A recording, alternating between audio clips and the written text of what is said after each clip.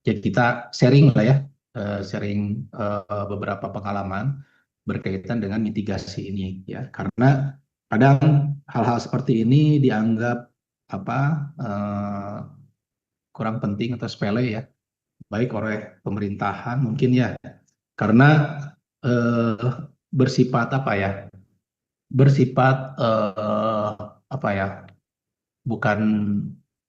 Jadi kalau kita misalkan, oh ini udah ada gejala ya, dengan ada gejala pun itu belum tentu terjadi ya si erupsi itu ataupun apa bencana alam itu ya. Jadi tidak hanya gunung api, sebetulnya hampir semua apa bencana ya ini harus kita tanggapi dengan serius. Apalagi salah satu hal yang memang berkaitan erat dengan bidang kita di geologi yaitu gunung api ya. Selain ada tsunami juga gempa bumi ya, terus longsor ya ataupun banjir ya, itu merupakan bagian-bagian dari bencana alam ya yang tentunya membutuhkan mitigasi ya dari kita semua, apalagi di bidang kita bidang geologi. Oke. Nah ini mitigasi bencana gunung api yang dilakukan melalui apa kegiatannya untuk mengurangi risiko sebetulnya ya, mengurangi risiko, terus peningkatan terhadap kesiapsiagaan ya pada tahap prabencana, saat tanggap darurat dan pasca bencana. Nah ini di mitigasi prabencana ya, biasanya ini akan membutuhkan apa ya di bidang kita lah ya, bidang geologi terutama untuk mengetahui daerah-daerah mana yang misalkan apa daerah aman lah ya, daerah yang aman dari bencana ya, yang nantinya ya suatu saat pasti akan terjadi ya. Karena selama bumi ini masih berputar ya, bencana itu pasti akan ada ya, bencana itu ya. Jadi kita hidup berdampingan ini dengan ya bencana ya. Apalagi di apa di Ring of Fire gitu kan. Jadi di apa di daerah-daerah seperti Sumatera, Jawa ya, Bali, apa terus Sulawesi dan yang lain-lain yang memiliki gunung api ini, kita mau tidak mau ya harus apa siap lah dengan kondisi-kondisi ini. Bahkan mungkin orang-orang sebelum kita pun mereka sudah mulai ya sudah mengetahui apa yang harus dilakukan. Kalau misalkan teman-teman tahu, jadi kalau misalkan ke desa-desa ya, ke pedesaan gitu, itu pada umumnya di mereka itu sudah sadar akan bencana ya rumahnya itu. Kadang ada yang apa? Ada yang pakai kayu gitu kan, ada yang panggung gitu ya. Nah, itu untuk mengurangi apa apa mengurangi ini risiko ya, risiko. Sekarang kalau dulu rumah panggung terus atapnya pakai sirap kadang ijuk gitu ya dari bahan alami. Nah, sekarang ini kan udah lain lagi ya, pakai apa tembok, beton ya segala macam. Terus atasnya juga yang apa berat ya, sehingga kalau misalkan ada gempa atau ya ada bencana gempa itu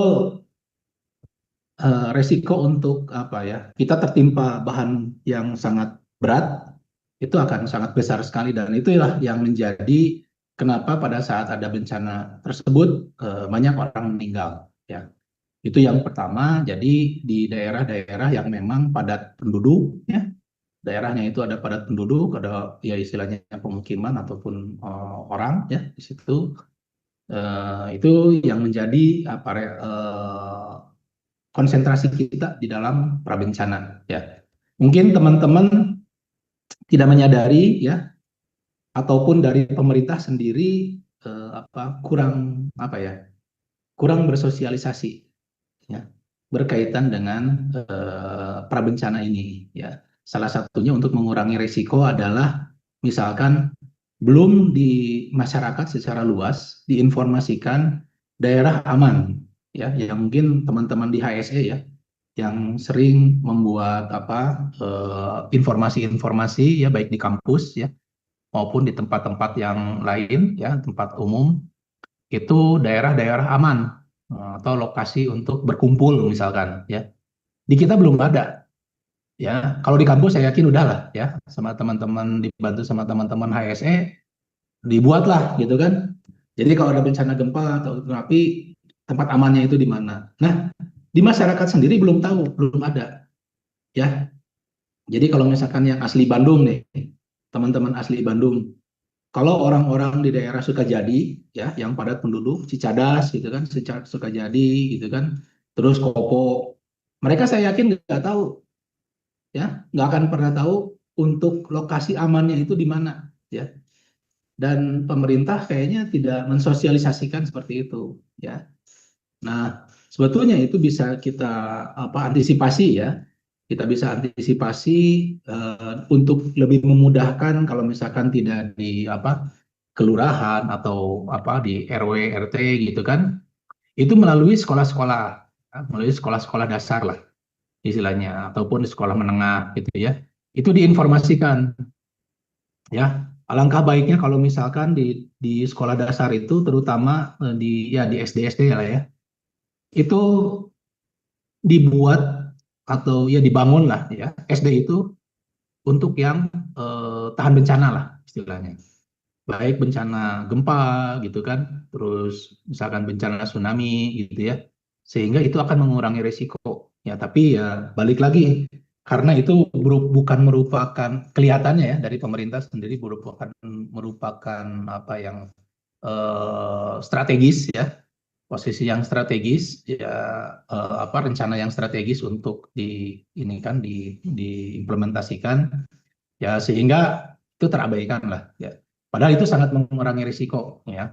Kita tahu beberapa bencana alam yang merenggut banyak nyawa itu salah satunya mungkin yang di Aceh ya, tsunami Aceh gitu kan, terus di tsunami Pangandaran ya, terus gempa Jogja gitu kan, itu banyak sekali ya. Nah itu karena apa ya, kurang antisipasi lah dari kita ya. Nah ini kita sebetulnya, nah ini kalau misalkan HMG mau ya istilahnya bekerja sama dengan pemerintah daerah ya ataupun kabupaten kota untuk menentukan daerah-daerah yang bisa dijadikan daerah yang aman atau daerah pengungsian apabila terjadi bencana, minimal yang gempa aja dulu gitu ya, ataupun kalau gunung api kan sudah ada ya, kalau gunung api sudah ada untuk area-area itunya ya, tapi daerah aman tetap belum. Nah ini cobalah mungkin misalkan dari HMG itu ya, membuat suatu perencanaan yang dekat-dekat saja mungkin di sekitaran kampus Jatinangor gitu ya. Kalau Jatinangor sudah ya mungkin menambahlah ke Kabupaten Bandung ya, Kota Bandung. Mereka butuh juga itu ya, butuh studi-studi berkaitan dengan yang berkaitan dengan daerah aman ya, daerah aman. Tidak semua lah, belum semua ya. Dan itu saya rasa akan sangat baik apabila nanti sosialisasikan. Yang paling narap itu biasanya di anak-anak SD atau SMP lah ya. Bagaimana kalau misalkan simulasi gempa gitu ya, simulasi tsunami gitu ya, apa yang harus dilakukan, mereka harus lari kemana, itu belum pernah dilakukan, sehingga kita ini kalau misalkan ada bencana ya udah cover semuanya gitu ya.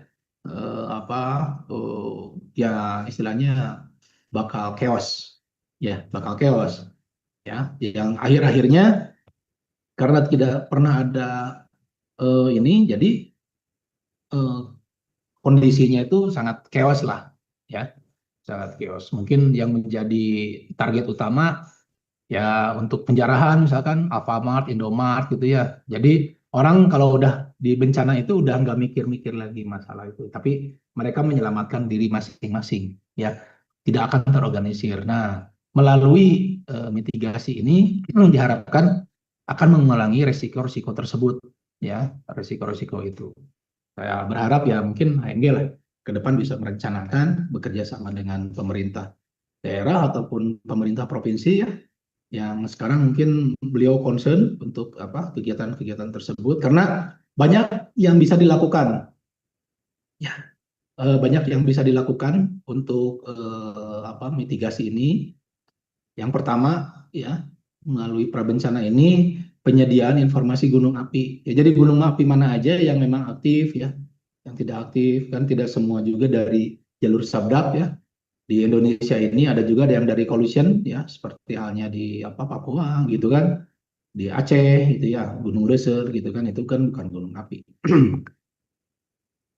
Selanjutnya pemetaan ya, pemetaan ini sudah dilakukan, terutama dari teman-teman di kementerian ya, ini sudah dilakukan. Terus penyelidikan gunung api juga, jadi ada badan survei geologi dan yang lain-lain ya, sangat intens sekali mereka melakukan penyelidikan.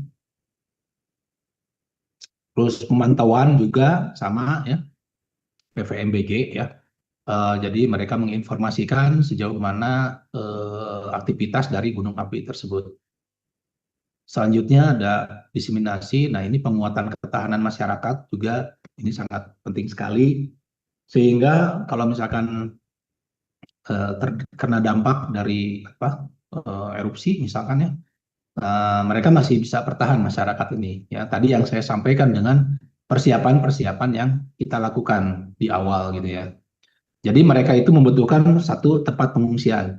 Di tempat pengungsian itu mereka akan membutuhkan toilet ataupun air. Ya, itu yang pertama kali. Jadi teman-teman nanti ya istilahnya bisa berinovasi ya atau memiliki ide untuk daerah-daerah yang akan dijadikan tempat untuk pengungsian ya. Itu dibuatkan toilet ya, dibuatkan toilet dulu ataupun apa ya? Ya istilahnya untuk penampungan air pada nantinya bisa dimanfaatkan gitu ya. Kalau misalkan pemadam kebakaran ini biasa kan suka ada itu ya di pinggir-pinggir jalan ya, mereka kalau misalkan mau ngambil air sudah ada gitu ya. Nah, sama juga untuk di daerah-daerah tempat pengungsian, nanti kalau misalkan ada masyarakat yang mengungsi, misalkan contoh lah, ini salah satu contoh, misalkan Gasibu, ya, Gasibu misalkan dipakai oleh teman apa saudara-saudara kita dari Haur Mekar gitu ya, terus di daerah sekitar situ yang terkena bencana gitu kan, daerah apa di Pati Ukur gitu ya, mereka misalkan di Gasibu ya. Nah di Gasibu itu dirancang supaya apa ada toiletnya gitu ya, sehingga jadi pada saat mereka mengungsi itu mereka udah cukup nyaman lah ya, meskipun saya yakin tidak akan senyaman pada saat di rumahnya ya, tapi minimal terfasilitasi lah ya, hal-hal yang sangat urgent sekali itu air, karena dari air itu kemungkinan apa kalau misalkan kita tidak bersih ya sanitasinya, penyakit akan berkembang ya, kan banyak sekali lah kesananya urutan apa hilirisasi dari apa penyakit-penyakit ini ya, ataupun dari kotor-kotor yang ada lah selama mereka mengungsi ya, itu pasti akan butuh waktu ya.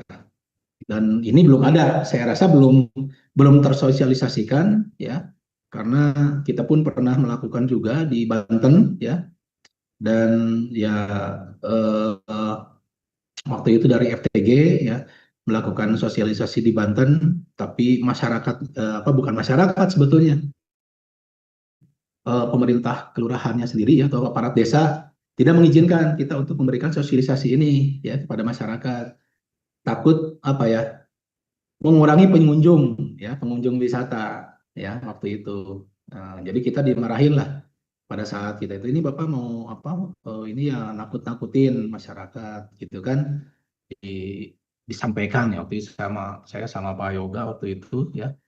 Jadi ya kita senyum aja. Jadi akhirnya kita mengadakan apa melaksanakan sosialisasi tsunami itu ke sekolahan ya, di SD lah istilahnya, di sekolah dasar.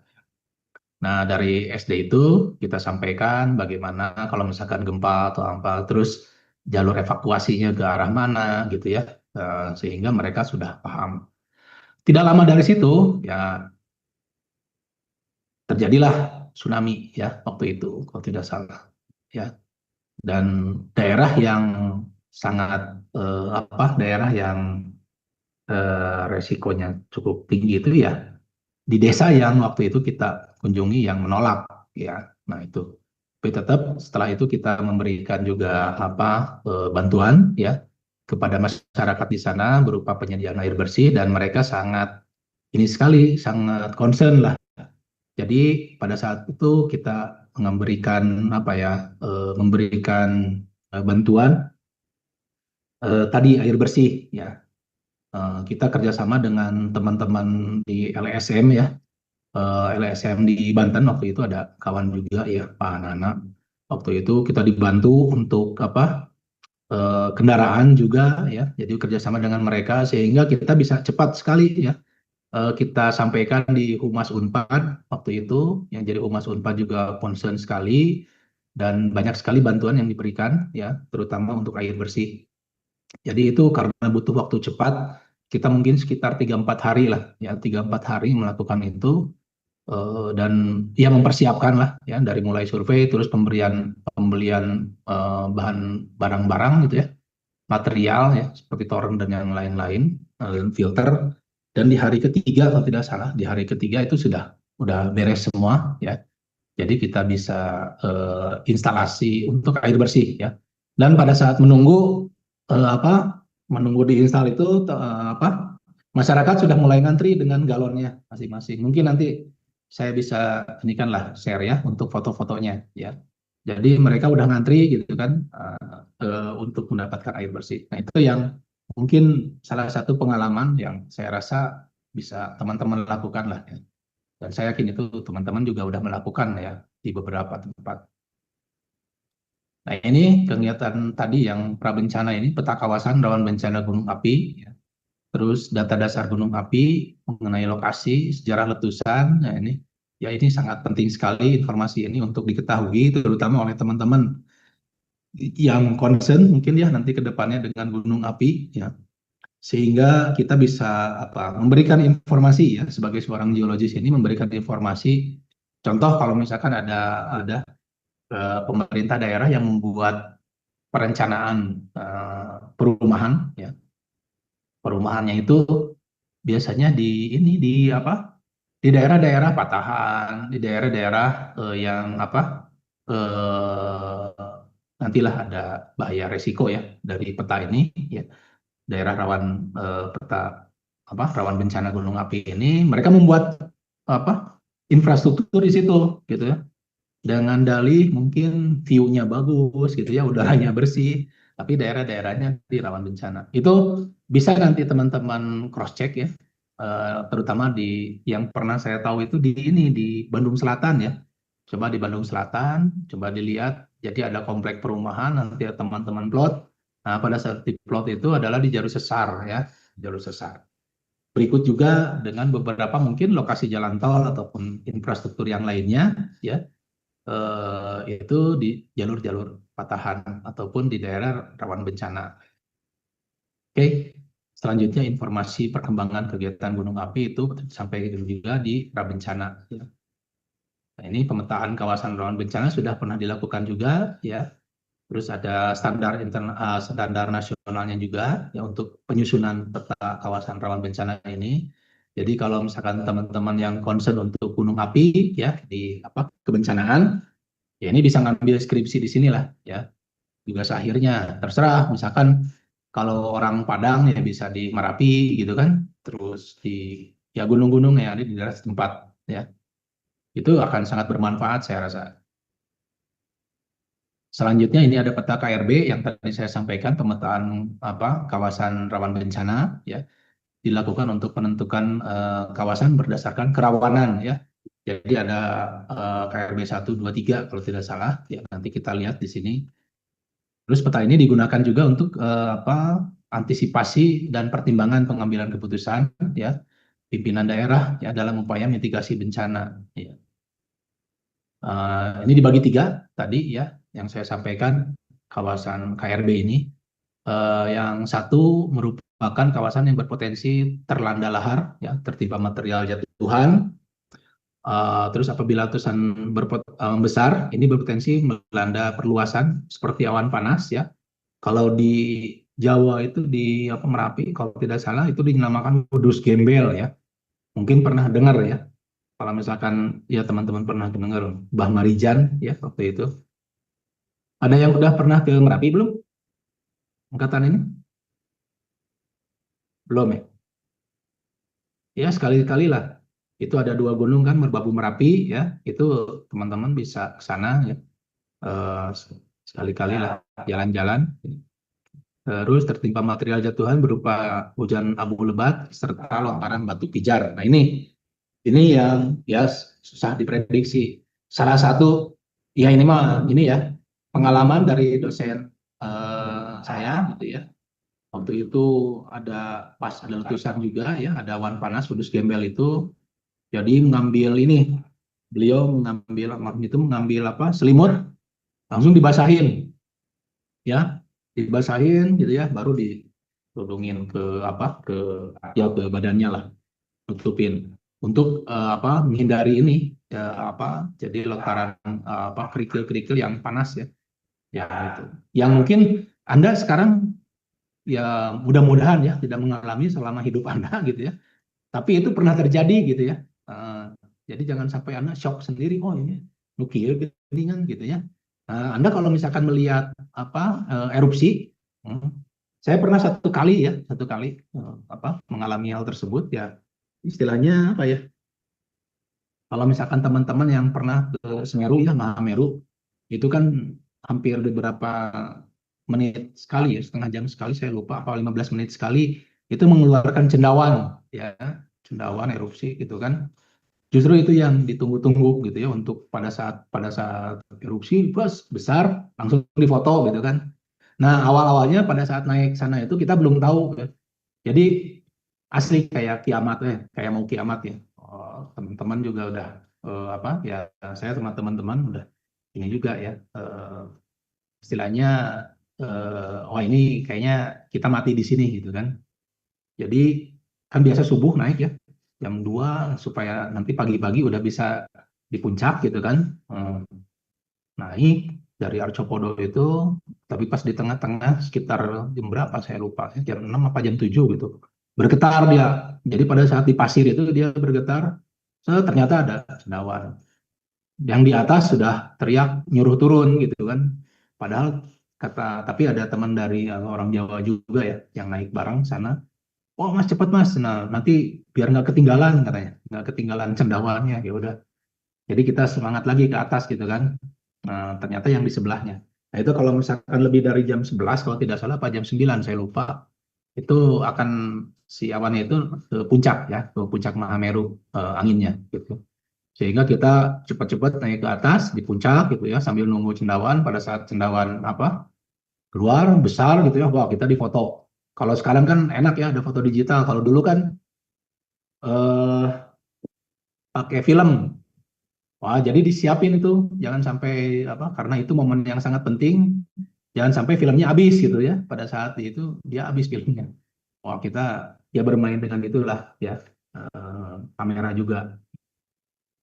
Itu sangat ini sekali ya, pengalaman sangat berharga saya rasa. Nah, ini kawasan bencana satu, terus yang dua ini merupakan kawasan yang berpotensi terlanda awan panas ya. Terus abu hujan abu ya, terus guguran lava. Jadi semakin tinggi itu semakin berbahaya ya. Kawasan rawan bencana tiga ya, terlanda aliran lava juga ya. Yang baru-baru ini sangat ini sekali itu kalau tidak salah Mount Etna ya, yang ada di Italia ya. Kalau misalkan teman-teman nanti searching di Google itu sangat baru sekali. Terus yang sering dengan aliran lava biasanya di Hawaii ya, itu sampai ke pinggir rumah gitu kan, kadang juga sampai di bawah laut ya. Nah itu saya rasa sangat ini view-nya bagus ya kalau misalkan kita lihat. Nah itulah seperti itu ya si lava itu. Nah ini contohnya teman-teman, kalau misalkan kita lihat Gunung Merapi ya, ini ada Kabupaten Boyolali, Klaten ya. Kalau orang Jogja pasti udah tahu lah ya. Ini ada Kali Boyong, Kali Kuning yang nantinya si lahar-lahar ini melalui ini ya, melalui sungai-sungai tersebut ya. Terus Kali Talang juga ya. Nah, ini beberapa sungai-sungai ya, aliran sungai di sini yang tentunya nanti akan ini material ya. Nah, ini untuk yang paling bawah ya. Kalau di kita di itu biasanya bilangnya downstream ya. Di paling bawah distal ya. Ini proksimal, medial, distal gitu ya. Distal itu paling bawah. Ini ada KRB 1 yang coklat muda, terus KRB 2 ini agak coklat tua, yang KRB 3 yang tadi ya yang sangat berbahaya itu adalah di apa namanya di daerah-daerah dekat puncak. Gitu. Nah inilah aliran lavanya juga sampai ke sini ke Kali Cendol ya, kalau tidak salah. Nah ini salah satu contoh untuk peta itu ya, KRB. Nah ini peta rekomendasi kawasan rawan bencana Gunung Semeru yang tadi saya sampaikan. Ini ada kawasan rawan bencana 3, 2, 1 dengan warna-warna yang ya. Tentunya ini apabila ada ya erupsi ataupun apa mungkin bisa diupdate biasanya ya dari teman-teman vulkanologi ya mengupdate untuk daerah-daerah ini. Karena kita juga tidak tahu ya, tidak bisa menentukan erupsi itu tidak hanya di atasnya saja ya. Ada beberapa gunung yang memiliki tipe-tipe tertentu lah ya. Ada yang Stromboli, Hawaiian dan yang lain-lain gitu ya. Ini bisa di pinggir ya, si erupsinya itu bisa ke pinggir, dan bisa kemana saja ya. Apalagi kalau misalkan biasanya didahului dengan adanya apa gempa ya. Nah itu menimbulkan retakan dan nanti dia akan rilis energi ya atas itu ya. Nah itu. Nah ini pemetaan risiko bencana gunung api nanti teman-teman bisa baca lah ya. Nanti akan saya share ininya ya, berkaitan dengan pemetaan tadi yang saya sampaikan. Eh, Tentunya ini harus kita coba apa ya pelajari bersama gitu ya untuk teman-teman nanti kalau misalkan kan teman-teman kuliah di geologi gitu ya minimal tahu lah ya di RT-nya di RW-nya apa yang harus dilakukan gitu kan bisa memberikan masukan ya terutama yang dekat-dekat dengan apa bencana ya. Memberikan ya masukan-masukan lah untuk eh, apa daerah-daerah yang aman gitu ya. Dan mungkin ini nih apa ya saya baru dengar kemarin-kemarin ya kalau tidak salah dari siapa ya pimpinan lah pimpinan Kota Bandung gitu ya kalau tidak salah waktu itu apa Kabupaten Bandung saya lupa ya atau provinsi. Nah itu ada sosialisasi berkaitan dengan kita harus menyiapkan ya menyiapkan satu ransel, satu tas ataupun ya itu yang isinya kalau misalkan terjadi bencana kita udah tinggal bawa aja ransel tersebut ya. Isinya ada misalkan tadi ya ada bahan makanan ya yang kuat lama minum gitu ya. Minimal perbekalan kita untuk 3 hari ya. Itu sangat menarik ya. Sangat menarik saya rasa. Jadi kalau misalkan Anda bisa sosialisasikan ya terutama untuk apa ya ya mungkin kalau yang nggak punya ransel ataupun tas ya bisa dengan tempat-tempat tertentu gitu ya untuk bisa di ini ya dipersiapkan jadi pada saat ada bencana nah, kita tinggal bawa tas itu aja ya.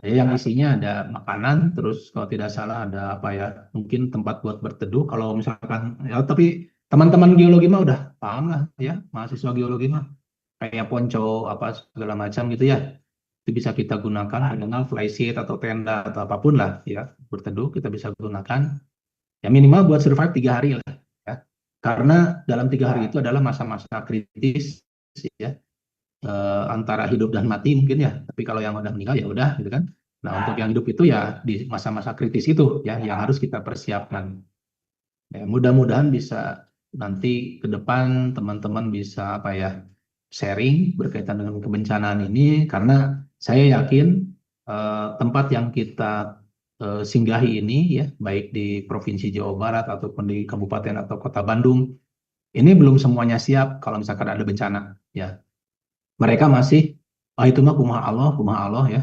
Ya, itunya apa? Itu mah tergantung yang di atas ya semuanya juga tergantung yang di atas ya. Tapi kita kan sudah diberikan akal dan pikiran ya untuk mempersiapkan itu. Apalagi kita udah tahu bahwa kita itu berada di daerah rawan bencana gitu ya. Sehingga untuk memperkecil apa resiko tadi ya, memperkecil resiko ya kita harus mempersiapkan hal tersebut dan saya yakin ini belum siap semua ya dan masyarakat pun belum terinformasi kalau misalkan yang di Jatinangor itu apa ya daerah Sayang misalkan mereka nggak akan tahu gitu ya untuk daerah amannya itu di mana gitu ya apakah nanti daerah amannya itu di lapangan STPDN misalkan gitu ya ataukah di Unpad gitu kan ataukah di ITB ya atau dimanapun lah ya yang tempat-tempatnya sudah kita persiapkan untuk nantinya di tempat sebagai tempat aman lah untuk mengungsi. Ya. Nah, itu yang harus kita persiapkan ya sebagai mitigasi ini.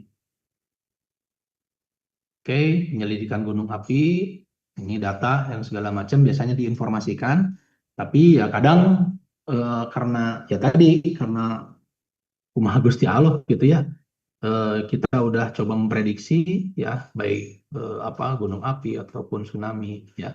Kadang tidak apa tidak ini tidak valid. Tapi saya yakin dengan kemajuan teknologi ya sekarang ini sudah banyak tentunya inovasi ataupun peralatan peralatan ya untuk lebih apa presisi lagi ya pada saat suatu gunung itu akan erupsi ya sehingga informasi bisa disampaikan ya. Nah, ini yang paling penting juga kita belum pernah ini ya karena kita tidak pernah simulasi sehingga kita tidak tahu juga Kota Bandung atau Kabupaten Bandung ataupun kampus Unpad ini dia punya sirine nggak untuk kalau misalkan ada bencana itu sirine itu nyala gitu kan ya. Eh, kalau misalkan di apa di negara lain kayaknya ada gitu ya. Jadi pas ada serangan militer gitu kan ada ya. Nah, di kita kalau misalkan ada bencana kita nggak tahu ada sirine atau enggak gitu ya. Apakah toa di masjid gitu kan yang apa dibunyikan saya juga nggak tahu ini belum kita belum pernah tahu gitu ya belum pernah tahu kesiapsiagaan itu untuk mitigasi ini udah sampai mana gitu kan. Sok aja di Unpad ya saya rasa sangat baik sekali kalau misalkan di universitas kita ya di Jatinangor kalau misalkan ada gempa ataupun ada mau gunung api gitu ya sirine itu udah jalan sehingga orang ter apa ya teringatkan gitulah oh ini ada bencana gitu kan jadi tidak main-main dan yang memang yang sering apa yang belum pernah dilakukan itu yang jarang mungkin nih itu di kita simulasi nantilah saya coba usulkan ya di geologi aja dulu 1 tahun sekali lah ya setahun sekali kita mengadakan simulasi bencana ya harus ada lah setahun sekali jadi teman-teman tahu kalau misalkan suatu saat ya nanti biasanya kita share by email ya ke seluruh dosen mahasiswa tendik gitu ya tanggal sekian jam sekian kita akan adakan simulasi ya selama 1 jam misalkan jadi apapun yang kegiatan apapun yang sedang Anda lakukan baik praktikum baik apa kuliah apa segala macam itu tinggalkan ya pada saat itu atau kita mempersiapkan lah jadi nggak usah ada kegiatan dulu di ya jam itu ya misalkan dari jam 9 sampai jam 10 karena akan ada simulasi ya sehingga pada saat yang apa benar-benar ada kejadian bencananya kita udah terbiasa gitu udah tahu oh oke, saya harus lari ke sini oke saya nggak boleh pakai lift oke gitu ya oke saya berarti harus turun lewat tangga gitu kan. Nah, itu hal seperti itu hal yang kecil ya yang sebetulnya bisa dilakukan ya tapi belum pernah kita melakukan itu ya. Mudah-mudahan lah ke depan kita bisa ini kan lah nanti kita coba ya. Saya waktu itu mengusulkan juga untuk di Unpad dilakukan itu tapi ya belum ada inilah respon ya dari pimpinan karena kita nggak tahu juga tuh gedung rektorat itu kuat nggak gitu kan kalau ada gempa atau itu ya itu harus lari kemana orang pada nggak tahu juga ya meskipun udah di apa sudah ada ininya ya sudah ada label yang dari HSE itu ya tapi karena sering dicuekan gitu ya sering dicuek mereka tuh cuek aja ya. Orang-orang tuh yang pada nggak tahu nanti kalau misalkan ada gempa atau ada gunung api gitu kan bencana gunung api itu mereka harus lari kemana ya ke tempat amannya itu ya kalau tanda-tanda sudah ada tapi nggak pernah inilah karena nggak pernah simulasi juga ya paling dipakai kalau misalkan ada akreditasi ya dari apa ya tim apa asesor ya dari internasional maupun nasional ya hanya digunakan untuk itu saja tidak pernah dilakukan simulasi sayang gitu ya cobalah HMG lah bikin ya bikin simulasi aja ya nanti saya yakin hima-hima lain pun akan apa oh minta ke kita lah minta ke HMG supaya dilakukan itu gitu ya. Seunpad nggak tahu kayaknya. Seunpad nggak tahu, nggak pernah ada. Ya, sok aja. Pernah nggak gitu kita melakukan simulasi itu. Ya, jadi hal-hal kecil yang mungkin bisa mengurangi risiko ya itu harus kita lakukan. Oke, kita lanjutkan. Ini pemantauan ya dan itu peringatan dini yang tadi saya sampaikan untuk meminimalisir ya sebetulnya korban jiwa ya. Ini seperti contohnya ini aja kalau misalkan teman-teman ada yang tahu ini nggak Sumur Lapindo, ya kan? Nah, itu ya Sumur Lapindo.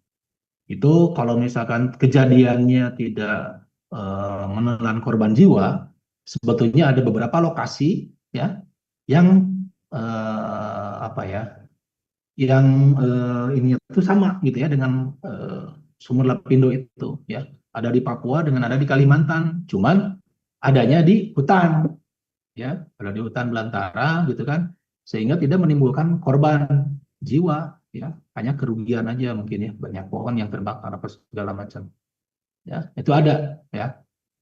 Ini dinyatakan itu bahwa beresiko itu karena ada korban jiwa ya, ataupun korban harta lah dari manusia ya. Nah, ini diseminasi bertujuan untuk masyarakat tadi yang saya sampaikan, jalur evakuasi dan yang lain-lain, ini sangat penting. Nah ini kalau sekarang zaman podcast ya, apa zaman digital, cobalah kalau misalkan tidak dengan apa sosialisasi, mungkin dengan podcast dari teman-teman AMG buat gitu ya.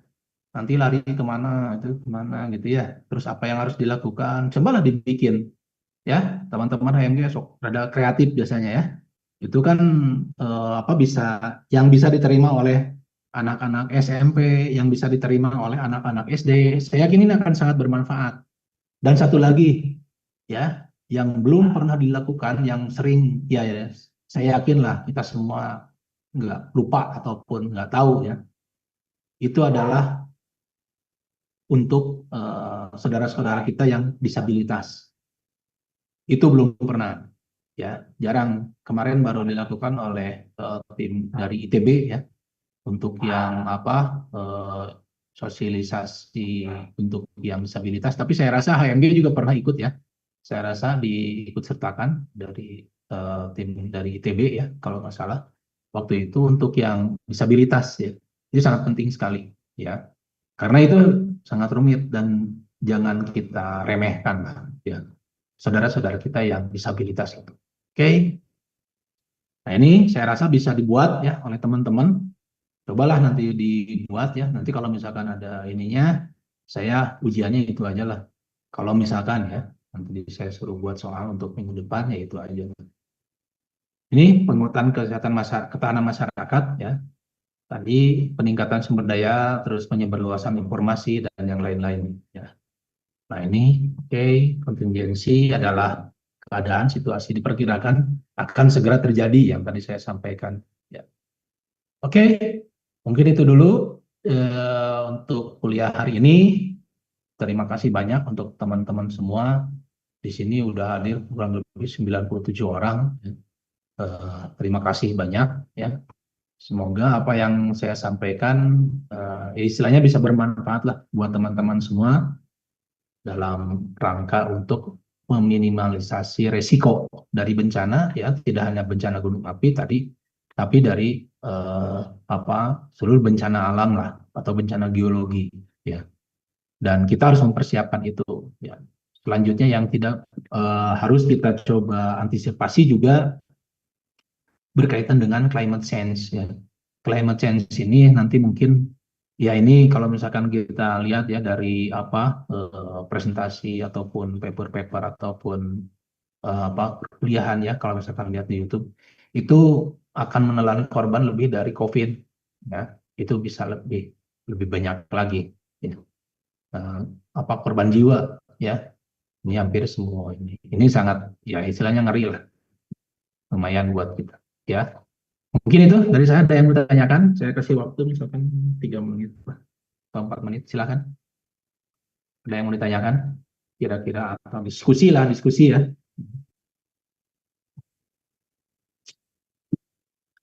Kan karena teman-teman semuanya aktif ya sekarang di himpunan, yang mudah-mudahan bisa memberikan ilmunya ya, atau ya dari apa yang pernah didapatkan di bangku kuliah supaya bisa bermanfaat untuk masyarakat luas ya, sebagai pengabdian masyarakat. Ataupun teman-teman memiliki ide ya, ide-ide atau inovasi-inovasi, misalkan misalkan ini ya contoh, Anda membuat early warning system untuk misalkan gempa ya, di daerah mana saja. Misalkan contoh di jalan apa, Cadas Pangeran misalkan, tahu nggak yang mau ke Sumedang itu ya, dibuat early warning system oleh Anda. Jadi kalau misalkan dia nyala, berarti orang udah berhenti, nggak akan melewati apa Cadas Pangeran. Karena kalau misalkan dari penelitian kami waktu itu ya, waktu tahun 95, itu akan terjadi sliding ya, dari atas, jalan yang paling atas, sampai ke bawah sungai. Jadi akan terbawa semua. Ya. Itu pernah kita lakukan penelitian waktu itu di Cadas Pangeran. Nah, mungkin hal-hal seperti itu, misalkan, atau di daerah-daerah lain, misalkan ya, yang rawan bencana. Kalau sekarang di Tol Cisumdawu, misalkan, jadi ada early warning. Jadi pada saat ada pergerakan, misalkan patahan ya atau apapun lah ya, misalkan sedikit pun, ya misalkan berapa sentimeter, itu kita ada yang nyala lah, baik lampu atau apa early warning tersebut ya. Kan bisa ya, kalau di Freeport aja bisa, mereka hitungannya milimeter.